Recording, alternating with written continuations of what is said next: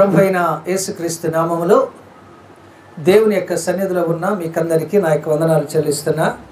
మీరు దేవుని సన్నిధిలో గడిపే ప్రతి క్షణము మీకు ఆశీర్వాదకరంగా ఉండాలని దైవ సేవకునిగా నా యొక్క ప్రార్థన. పరిశుద్ధమైన గ్రంథము నుంచి మత్తయి సువార్త 14వ అధ్యాయము 15 నుంచి 21 వచనం.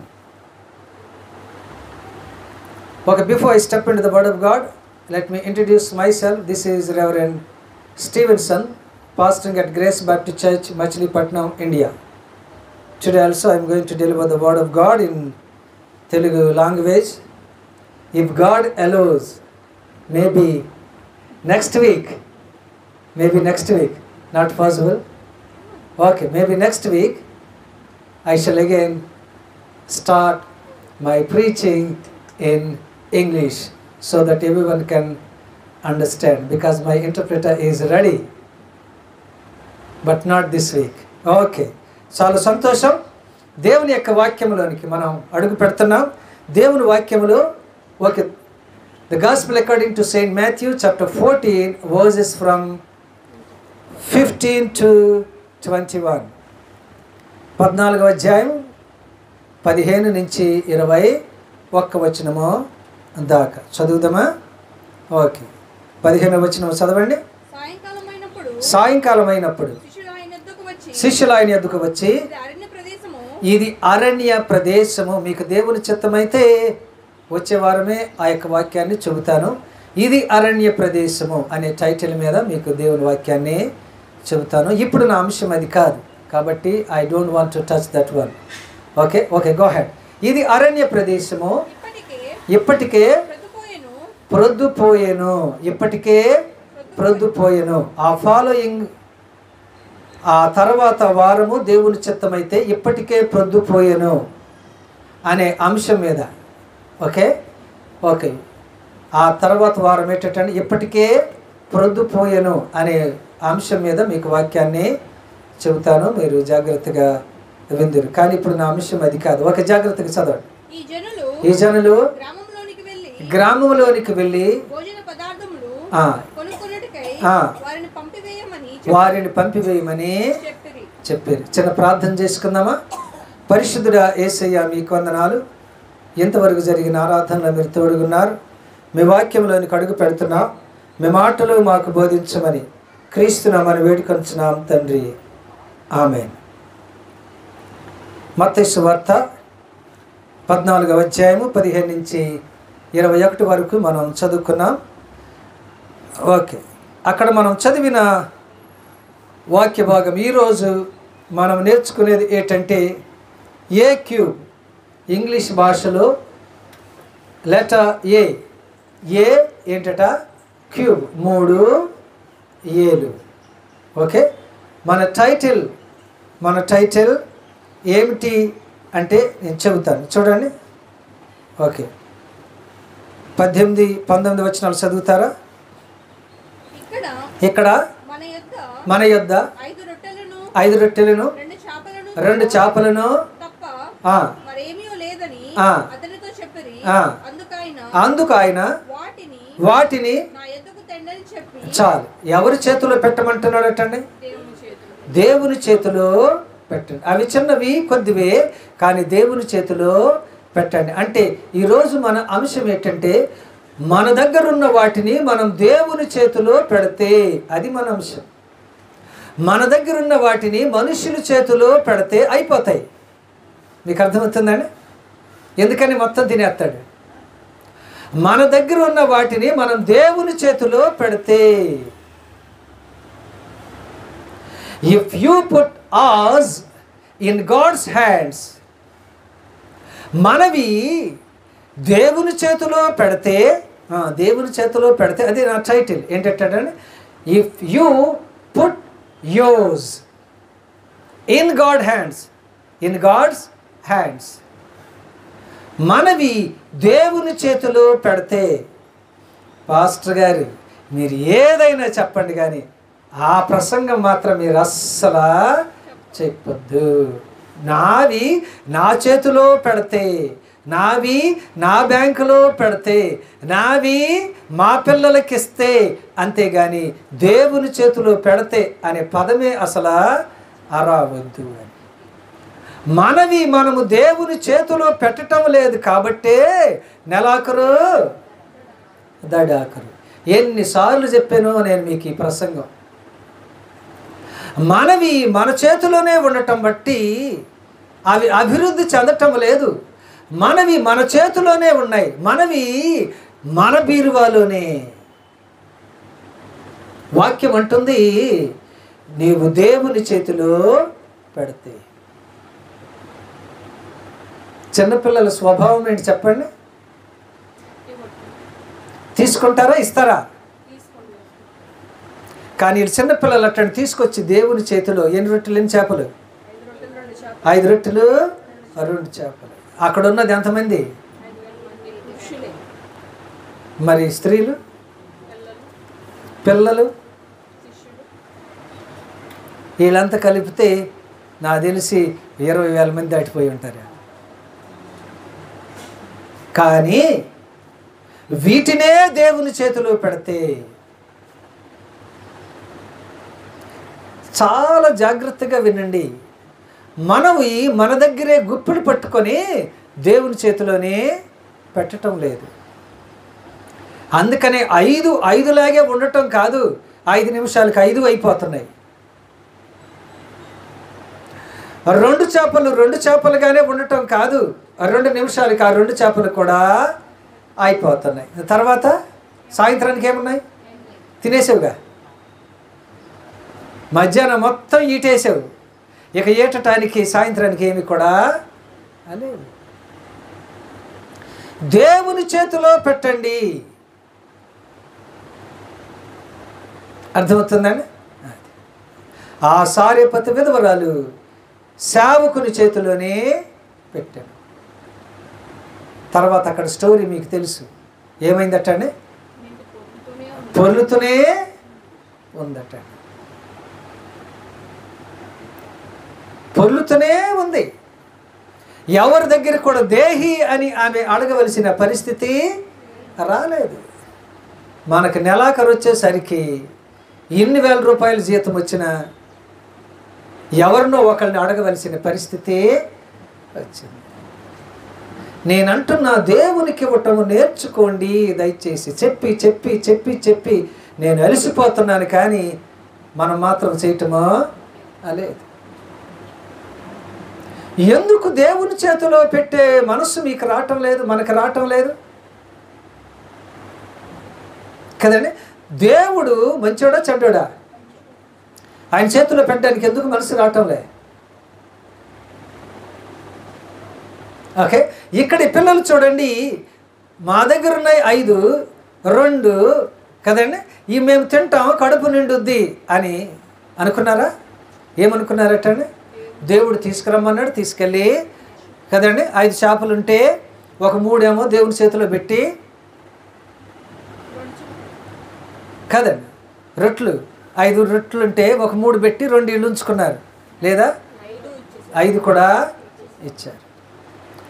వాళ్ళ నమ్మకం ఏంటంటే, మేము మనిషి చేతిలో, శిష్యుని చేతిలో, ఈ చుట్టుపక్కల ఉండే ప్రజల చేతిలో మేము పెట్టడం లేదు, మేము దేవుని చేతిలో పెడుతున్నాము. అది మంచిది. ఈరోజు మన అంశం అదే. నీవు దేవుని చేతిలో పెడితే. ఓకే, ఫస్ట్ వన్ జాగ్రత్తగా చదువుదాం. దేవుని చేతిలో పెడితే 21వ వచనం చదవండి. పిల్లలను గాక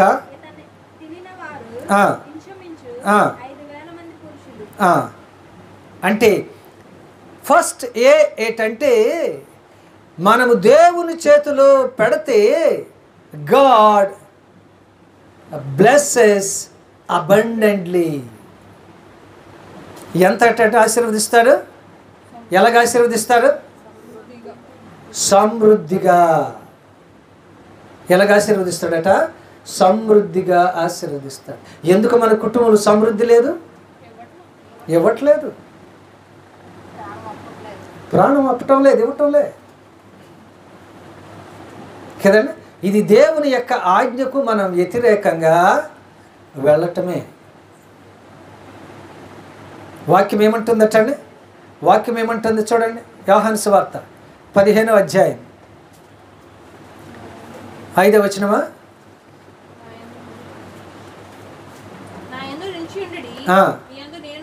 నిలిచి ఉందును,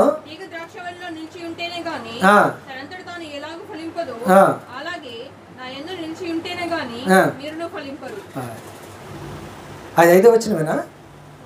అయ్యో, నేను 5వ వచనం చదువు 4.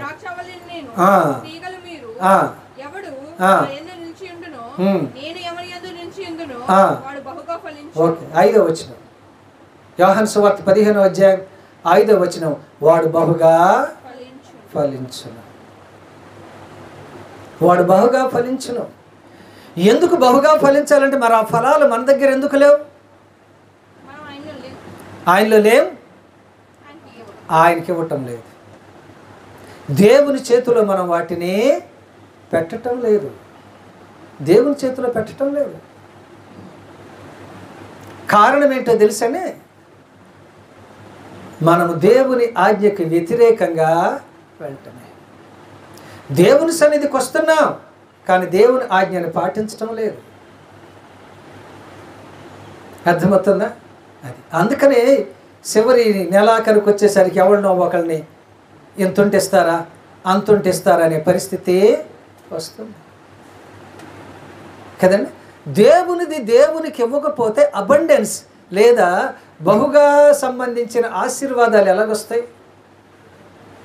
నీకు 20,000 జీతం అయితే 2,000 ఇవ్వాలి. ఇక్కడ ఏంటి ఎక్కడ తెచ్చావు? నీకు 10,000 జీతం అయితే 1,000 రూపాయలు ఇక్కడికి రావాలి. ఎక్కడ తీసుకొచ్చావు? దేవుని ఆజ్ఞను పాటించినప్పుడు ఎందుకు గుడికి రావటం? వచ్చినా ఒకటే, రాకపోయినా ఒకటే. ఆడు చదవనోడుగా అక్కడ క్లాస్కి వెళ్ళినా ఒకటే, వెళ్ళకపోయినా ఒకటి. ఎందుకంటే ఆడు ఎలాగ ఫెయిల్ అవుతాడు, అంతే కదా. ఎందుకు ఆడు క్లాస్కి వెళ్ళి కూర్చోటం? వేస్ట్గా. ఎందుకంటే నువ్వు దేవుని మాటకి వ్యతిరేకం చేస్తూ దేవుని ఆజ్ఞను పాటించకుండా మనం వచ్చినా ఒకటే, రాకపోయినా ఒకటి. పరిచర్య అయినా ఏదైనా సేవకుడైనా ఎవరైనా కానీ మెయిన్ ఏంటో తెలుసండి, వాక్యం ఏం చెబుతుందో అది మనం తప్పనిసరిగా పాటించాలి. ఓకే, ఇది పాటించటం లేదు అంటే దేవుని ఆజ్ఞకు మనం ఏంటంటే వ్యతిరేకంగా ప్రయాణము చేస్తున్నాం. నీవు ఆ బస్సులో లేవు, నువ్వెంతసేపు ప్రయాణం చేసినా నువ్వు విజయవాడ వెళ్ళవు. ఎందుకంటే నీవెక్కిన బస్సే సరైంది కాదు. సరైన బస్సు ఎక్కు, సరైన స్థలానికి వెళ్ళు. ఎందుకండి మనకి ఆ పిసనారితనం ఎందుకు వస్తుందో నాకు అర్థం కావటంలే. ఎందుకు దేవుని చేతిలో పెట్టలేకపోతున్నాం? ఎందుకు?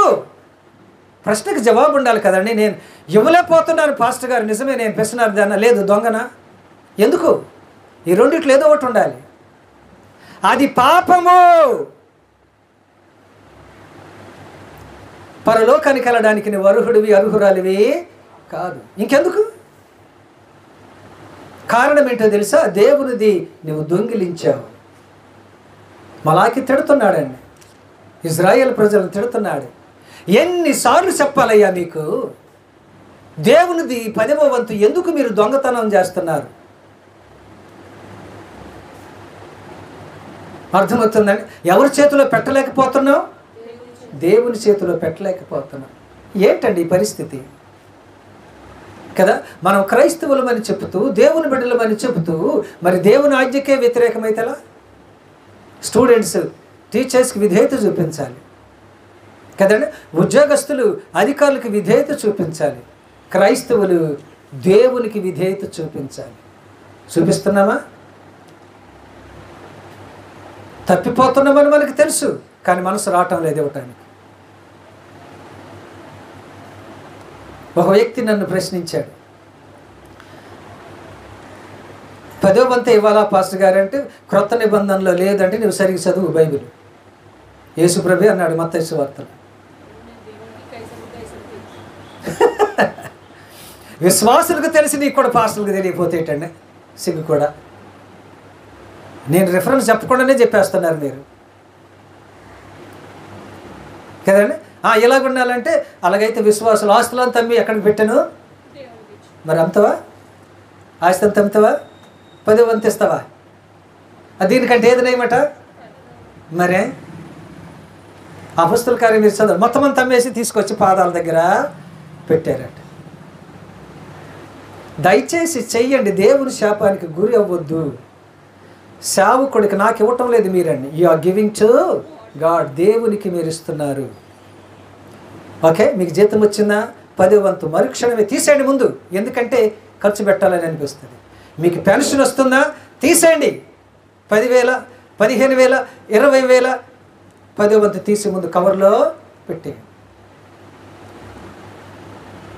అందుకనే చాలాసార్లు మన కుటుంబాలు అభివృద్ధి చెందకపోవటానికి కారణం ఆ శాపాన్ని నెత్తి మీదకి మనమే తెచ్చుకుంటున్నాం. దేవుని తిట్టొద్దు దానికి. అర్థమవుతుందండి? కాబట్టి ఎవరి చేతిలో? దేవుని చేతిలో దేవునివి పెట్టండి. లేకపోతే మీకు అభివృద్ధి అనేది లేదు. No abundance. మొట్టమొదటి ఏంటంటే గాడ్ బ్లెస్సెస్ ఇట్ అబండెంట్లీ. దేవుడు దాన్ని బహుగా ఆశీర్వదించును. యోహాను సువార్తలో కూడా ఏముందటండి? 5వ వచనంలో బహుగా ఆశీర్వదించును. మరి ఈ బహుగా అనే పదాలు ఎక్కడికి వెళ్ళినాయి? మన జీవితంలో ఎందుకు? మన జీవితంలో ఎందుకు రావటం లేదా ఈ బహుగానే?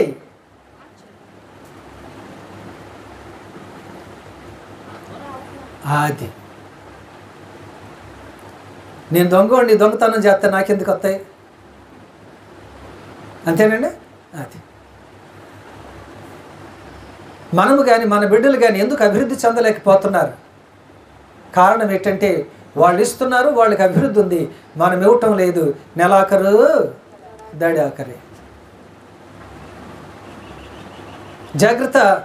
ఓకే, దేవుని యొక్క ఎక్కువ ఆశీర్వాదాలు మనం చూడాలి అంటే ఏం చేయాలట? దేవుని చేతులని ఫస్ట్ ఏంటట? వాటిని పెడితే దేవుడు బహుగా ఆశీర్వదించును. బహుగా ఆశీర్వదించును. మనం కూడా బహుగా ఆశీర్వదించబడాలనే ఆశ ఉంది, అంతేనా? అది కానీ ఆ ఆశీర్వాదాలు బహుగా మనకి రావటం లేదు. కారణం దేవుని సైడ్ నుంచి కాదట, కారణము మనమే, మన సైడ్ నుంచే. అర్థమవుతుందా? తప్పైంది కాదండి. దేవుడాన్ని మమ్మల్ని ఎందుకు ఆశీర్వదించడం లేదు యేసయ్య అంటే, ఎందుకు ఆశీర్వదించాలో చెప్పు అని యేసయ్య ప్రశ్నిస్తున్నాడట. నువ్వు నాకు ఇవ్వాల్సిన ఇచ్చేవా? ఎందుకు నేను ఆశీర్వదించాలి? కదండి. మనం దేవుణ్ణి ప్రశ్నిస్తున్నాం, దేవుని దగ్గర కూడా ఒక ప్రశ్న ఉంది.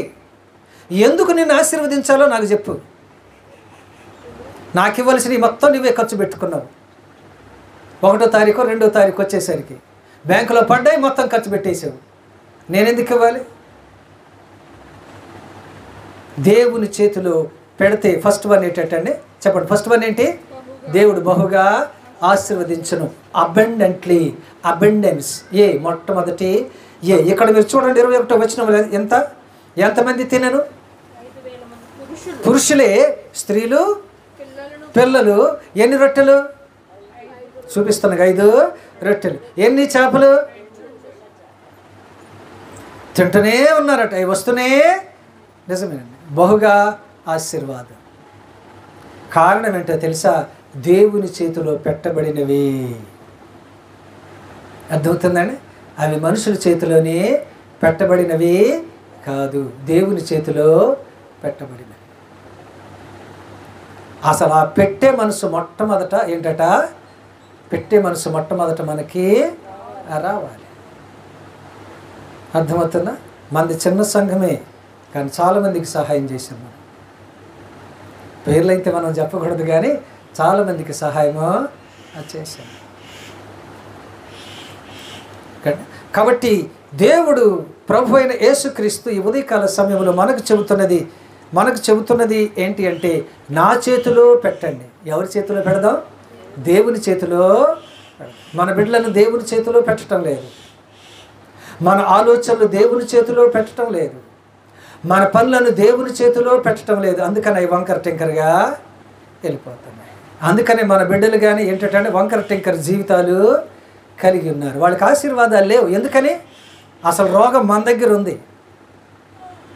మనది మన బిడ్డలకు కూడా తగులుతుందండి. చూసారా? మీరు చేసిన చిన్న తప్పుకి మీకు మీ బిడ్డలకి కూడా అది ఏమవుతుందటండి? శాపంగా మారుతుంది. చెప్పండి. గొర్రెకి ఇంతేనా బెత్తడంటే? ఇంతేగా, ఇంత. This is 1 బెత్తడు. గొర్రె ఈజ్ పెరిగింగ్ బట్ తోక ఈజ్ నాట్ పెరిగింగ్ అంట. అర్థమవుతుందండి? గొర్రె పెరుగుతుంది, తోక మాత్రం బెత్తడే ఉంటుంది. దయచేసి ఇప్పటికైనా మీ తప్పేంటో, తప్పు కాదండి, అది పాపం, అదేంటో తెలుసుకొని మనం ఏంటంటే మన కష్టార్జితములు దేవునికి ఏంటట 10వ వంతు అయ్యో. మీకు ఇప్పటికే నేను కొన్ని 100 సార్లు చెప్పుంటాను. మనం ఇవ్వాలి దేవునికి. దేవుని చేతిలో మనము పెట్టాలి కదండి. అలాగ పెట్టకుండా ఉండటం బట్టే దేవుడు తన ధనాన్ని ఎలా తీసుకోవాలో ఆయన తీసుకొని వెళ్ళిపోతుంటాడు. కాబట్టి మొట్టమొదటిది ఏంటట? దేవుని చేతిలో పెడితే దేవుడు నిన్ను బహుగా ఆశీర్వదించును. ఒక 2వ చూద్దాం మనం. చూడండి 19వ వచనం చదవండి.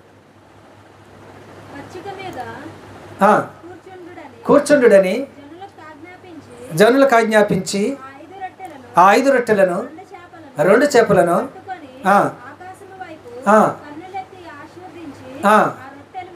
విరిచి శిష్యులకు ఇచ్చెను. శిష్యులు జనులకు వడ్డించిరి. రెండవది ఏంటంటే దేవుని చేతిలో పెడితే ఏమో దేవుడు ఆశీర్వదించడనే మీకు డౌట్ అండి? ఇక్కడ ఆశీర్వదించడా లేదా అంటే నో డౌట్ ఎట్ ఆల్. అంటే అర్థం ఏంటంటే గాడ్ బ్లెస్సెస్ ఇట్ అబ్సల్యూట్లీ. తప్పకుండా ఖచ్చితంగా ఆశీర్వదిస్తాడు. పిల్లలు తీసుకొచ్చి యేసయ్య చేతిలో అనుమానంగా పెట్టారండి. పాస్టర్ గారికి సహాయం చేయాలి అనేసరికి మా స్మైలీ పాకెట్ మనీ, మా సన్నీ పాకెట్ మనీ మొత్తం తీసుకొచ్చి నాకు ఇచ్చేసారండి మొన్న మంగళవారం. డాడీ పలానా పాస్టర్ గారికి ఇలా జరిగింది అన్నారు కదా, ఇదిగో మా పాకెట్ మనీ మొత్తం మీకు ఇచ్చేస్తాను అని ఇద్దరు తీసుకొచ్చి ఇచ్చేసారు. మనం నేర్చుకుంటే పిల్లలు నేర్చుకుంటారు. అసలు మనమే ఇవ్వకుండా ఉంటే